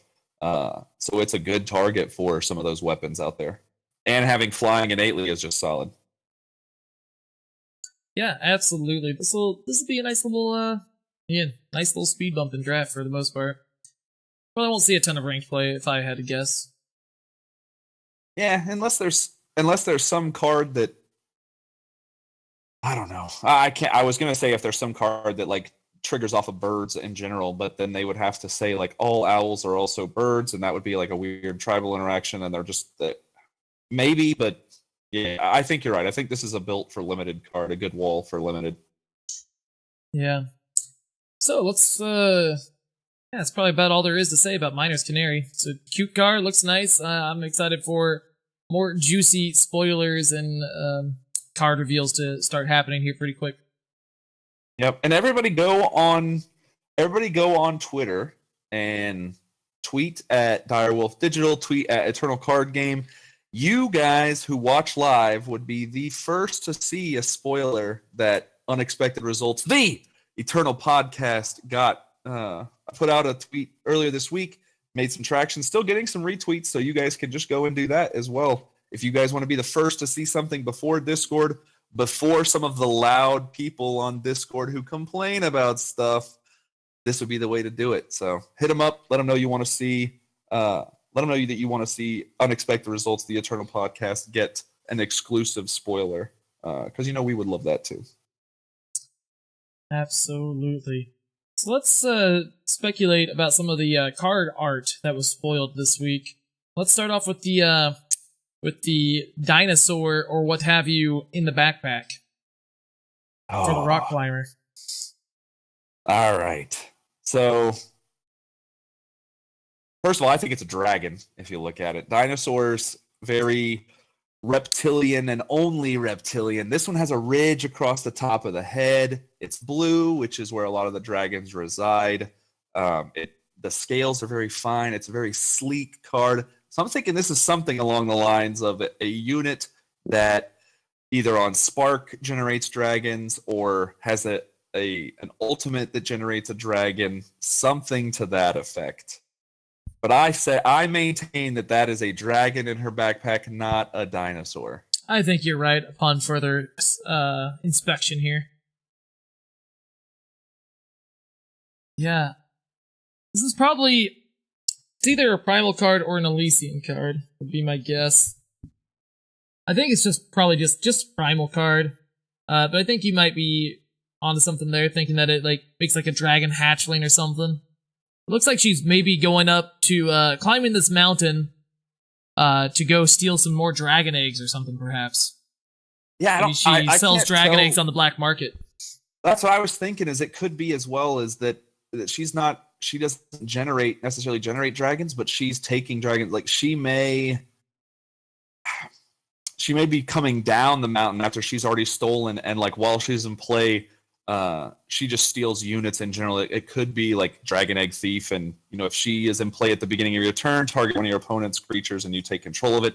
That would be a little far fetched, but like I could see that. I could see that being a thing that they would incorporate. Maybe not with this unit, but definitely a dragon. I'm going to lean more towards another spark effect, generate a dragon or dragon hatchling, something to that. Or maybe she comes into play with an egg, and if the egg survives a turn, it turns into like a thunder strike or something. That was where I was going to go. It's a summon, whatever the unit is, I don't know, 2/2 for 3 or 4 or something. On summon, you create a dragon egg token, and then meet criteria X, Y, or Z, and then it becomes an actual unit. Or maybe it's like even the egg hatches when it on Entomb or something, and it becomes this little dragon hatchling, and then there's another condition on that token to make it grow into an adult or a teenager, and then that one has another reason to then evolve into a full grown, something like that. That'd be kind of neat. A little like evolution card. I did see an interesting theory, and I was trying to find it in the Discord, but I can't because I didn't remember the wording that somebody used. But when the card got spoiled, somebody a couple hours later kind of brought it back up and was saying that because she's climbing on a cliff, maybe she has the ability to block flying units, even though she herself is not a flying unit. She is like climbing sky thief or something like that, and she has the ability to block flying while not being flying. Yeah, that'd like be some nice. other mechanics that exist in other games. It would be cool because she is a better defender than she is an attacker. Um, could be an interesting mechanic. I guess I could see the position from an art standpoint of why that would be a thing. You know, she's taking from these dragons, so she's good enough, but she herself can't fly around and do this kind of thing. I don't know, maybe. Yeah, perhaps. Interested to see what the card is. If you guys haven't figured out, I love the speculation stuff. I like, especially when I end up being right, so we can come on the podcast and I can be like, hey, it wasn't a prediction. It was a spoiler. I told you. I called it. You go back and you watch the VOD. You listen to the podcast. Man to Man said that it did such and such.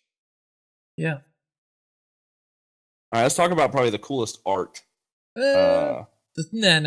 In the middle. It's pretty up there, man. These No. guys Let's talk about the other one first. Oh, The shields. Yeah, the shields. That's the What? cool. It's very cool art. That's your favorite? No, I didn't say it's my favorite. Okay. My favorite's the next one that we're going to talk about after the shields. Okay. The flavor in this art, though, these guys are banged up, man. Look at those shields. They're so thick. They're like made of stone. And they have seen some crap. I'm telling you. These are these people are defending Argenport, right? Absolutely. These are like last line Crown Watch, just awesome guys. They almost look like, what is that? Order of the Spire, the guy that stuns. They kind of got that same kind of feel. I think this is a spell. Before we get really any further, I think this is like a spell that generates a crap load of armor on your avatar. But I think it might be a card similar to Last Stand at the Gate that summons some treasury guards, but they're not treasury guards. They're something stronger. I could see that. Yeah, like some endurance units. 3 or 4 guys with endurance, something like that. But no, I think it is a spell.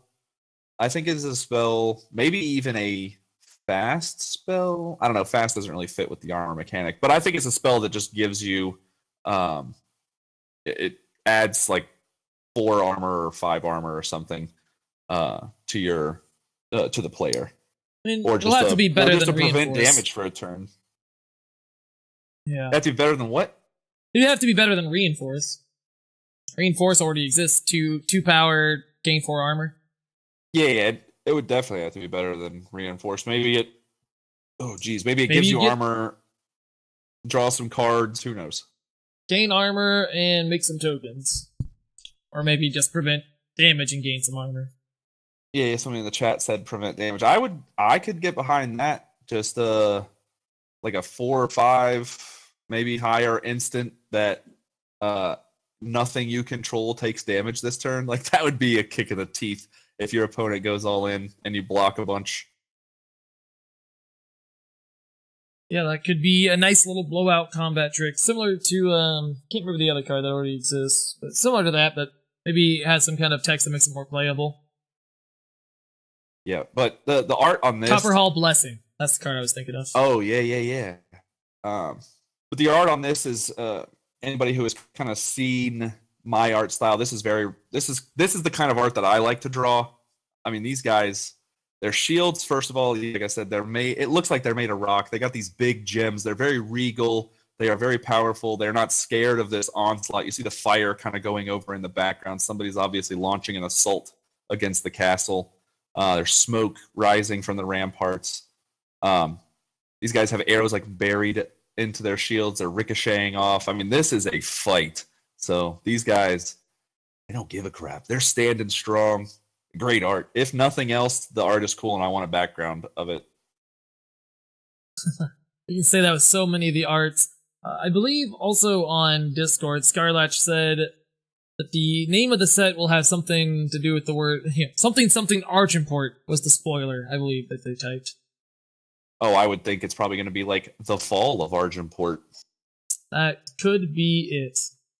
Not as ominous sounding as the Dusk Road, but yeah. I mean, there's like Argenport is in shambles on the inside. Roland, may God rest his soul, he did nothing wrong. Roland is dead. Sympathizer. Roland is dead. Diesel and the cult have kind of taken hold and caused problems inside. The tribes on the outside, led by Eileen, they're pissed off. You got the Coastal showing. Like, there's a big fight coming, but Argenport is just in shambles. There's no leader. There's nobody. So unless Caiaphas is coming back in this set, which I don't think is likely, Argenport is in bad shape, and there is going to be this power vacuum to fill the void of the seat of power. I would like to see a Caiaphas card, but it probably doesn't actually make sense to put it in one of the sets. It probably would make more sense for it to be one of the monthly promos. Promo or quest card, or not quest, a campaign card, one of those two. Yeah. That I would like to see that at some point. I was actually really confused the first time I played the game. When I first got the game, I was like going through the storyline and all that stuff. I'm like, who's Caiaphas? I don't see that card. Like, I didn't. That's not one of the scions that I got when I started the game. I missed it. I wasn't paying enough attention when they were talking about that character at the beginning. Apparently. Yeah, there's a weird dichotomy in my house. My wife plays Eternal. She's a big fan of the game. She doesn't care at all about the lore. And if you guys have listened to the podcast for 20 minutes at any time or paid attention in Discord, I'm a big lore buff. So You are? I've played the campaigns a few times. I've looked at every little nuance in the story. I read all the quotes. I listen to the voice lines. I'm a huge into the lore. I love games that can take a story and build it, and also be a good game. In the game, you don't have to have the storyline to be able to play this game. You don't have to have the storyline to have fun. I have more fun because there is a good storyline. So, like, Vara is Eileen and Caiaphas's daughter. Caleb is this kind of shunned half-son, bastard child. Clones and dragons and magic and yetis that turn into giants. I mean, it's cool. So I can't talk to my wife about it, so I let it out on you guys during the podcast and in stream chat and on Discord. Well, we had one other art spoiler this week, so let's go ahead and talk about that. This is a very cool looking little wisp guy. Go ahead and describe the art of this card for us. So this card, if you guys remember in our last set of leaked art, we had the kind of meiotic, half Umbran, half Lumen woman. We've had one other meiotic, the meiotic wisp. This card looks to kind of follow suit. It's got the body and kind of evil-looking face of a dark wisp, but it's got these tendrils, these tentacles that are kind of coming out from his back and coming off of his head. The tips are golden and radiant, very lumen looking. So I think this is another kind of transitional card. It has effects of, if you have more time, do this. If you have more shadow, do this. Or pay, 2 if you have shadow and do an effect. Pay 2 if you have time and do an effect. Or something to those effects. I think there's going to be choices in this set, especially in the Zenin/mystery colors, that shadow time, because we've seen 2 cards now that have that half Umbran, half Lumen look. And this guy's like dripping. I mean, for any of you who aren't watching live, I very much encourage you join us at 8 p.m. Eastern, 5 p.m. Pacific when the podcast goes live on Platy's channel, so you can see this art. And we'll dive, even when there's not spoiler season, we'll dive into art sometimes. We'll just get on a tangent, or I'll back Platypus into a corner because we got 20 extra minutes to kill on a podcast, and let's talk about some cool art. But this guy just looks awesome. He looks mean. He's a ripped little guy. He's like Rocket Raccoon size little dude, but he doesn't skip leg day, he doesn't skip arm day, and he doesn't skip scary day. He's got it going on. I actually did not notice the dripping purple slime or whatever until you mentioned it. Actually, until just now. Even though you were already mentioning it, I'm just now actually noticing that. Very scary looking gremlin little fella. I mean, obviously it's a wisp. This card reminds me of 2 things. It reminds me of the Predator, which I've already said about the Dark Wisp in that other Xenon looking card. But also it reminds me of Ninetales from Pokemon. Oh yeah, he does kind of have that Ninetales thing going on. So I'm wondering if this card, like, it wouldn't really make sense, but maybe it does. Maybe this is like the Xenon Wisp. It has Ambush and it has Killer. So it's going to surprise block something, and then at the end of turn, if it still survives, if you can't finish it off, now when you untap, you get to Killer with it. So you can either play it on your turn to just kill something right now, or try to go all in, ambush it in, block, and then I'll come back to your turn and kill something else. Potentially. I like that idea. I also like... Or also deadly. I was going to say, with the purple kind of dripping poison, maybe it has ambush.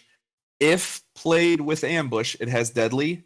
If not played with ambush, it has killer. Like, that would be cool, having some choices like that. Or maybe it gives you deadly, so that your weapons and spells have deadly. Like your Var. Can you imagine Vara's favor being even better and having deadly as well? Oh my gosh, that'd be insane. I was pulling up the other meiotic that we talked about before, and even though the little wisp in her hand doesn't have the yellow on the kind of tentacles, it's very much more. It's more so a dark wisp. They look very similar, so I want to know what they're gonna do. It's driving me nuts. Yeah. This half lumen, half umbran thing from a story perspective is going to be cool, and I think from a game perspective, there's going to be some cool flavor, and I think they're going to do it with. I think it's just going to be kind of a mechanic in the game that there's going to be cards with choices, because there's just so many things that we're looking at that could be this or could be that, and kind of makes sense on both. I mean, you had that dinosaur with the owls. You have the two different meiotic cards that we've talked about. Even the backpack dragon, like, could be, could have some choice effects based on how you play the card or what your power, your influence levels are. Yes, I agree. I would like, it would be neat if Xenon, part of Xenon's mechanic for the set was choice based mechanic, or like the influence based thing of, well, if you have this much of time, you do this, and if you have this much shadow, you do that. I'd like to see some kind of I would like that if that were the main mechanic of Xenon, or if it's like a large factor of how all the cards for Xenon were designed, etc., etc. Sure, because the lifesteal thing ain't working right now. We can't get it to function well in ranked or competitive play. So give us a new Xenon, give us a new season type. Hey, I mean, you can still use lifesteal and whatnot as a way to make those choices matter, or the influence stuff to matter. I absolutely agree. But man, I just realized what time it was. We are crushing.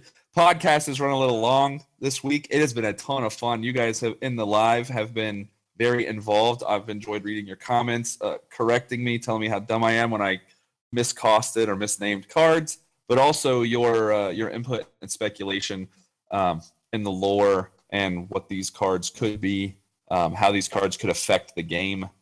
If you're not listening live, we appreciate the support as well from you. Swing by the stream sometime. Drop by Platypus's Discord. Go to teamrankstar.com or find us on Twitter at Mantedman or at Platypus Island. And say hi. Tell us what you think. Tell us what you want to change. Shout us out on Reddit. Who knows? Magic tricks and all. Yeah, this was it's a good episode. We went a little long, sure, but that's fine. It's gonna happen sometimes. And hey, more is better, right? There's never too much content.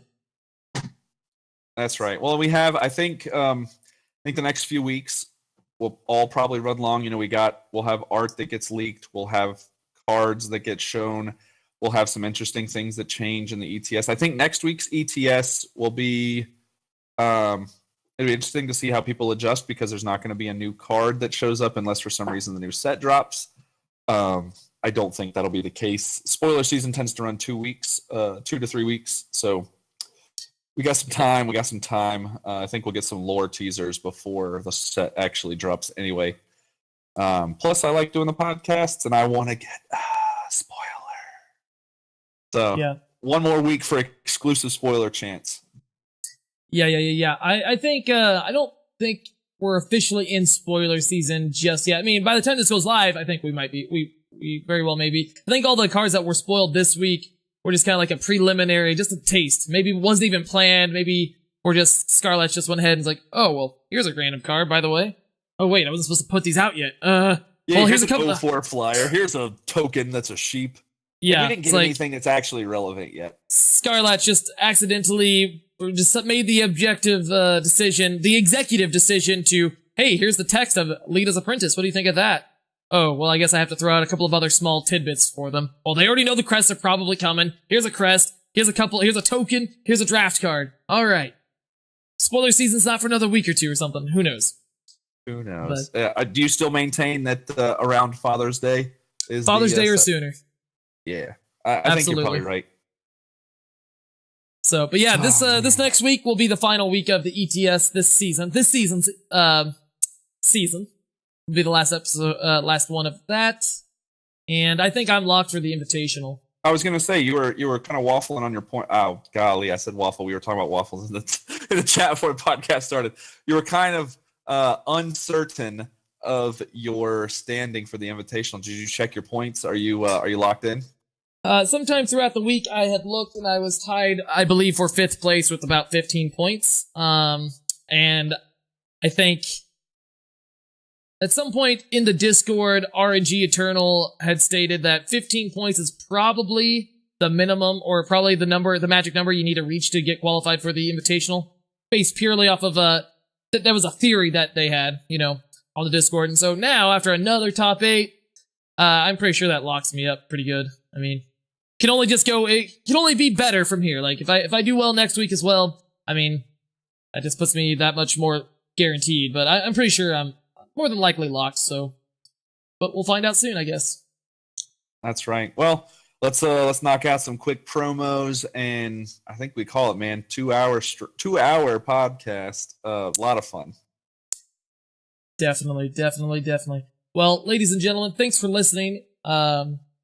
Be sure to share this podcast with your friends. We're now officially on iTunes and Stitcher and all these other places, so be sure to subscribe to all those feeds wherever you get your podcasts from, wherever you prefer.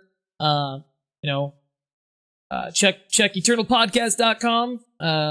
It should have, currently it just links to the VODs. Eventually it'll have a link to all the things. Be sure to visit me live on twitch.tv/ThePlatypusKing.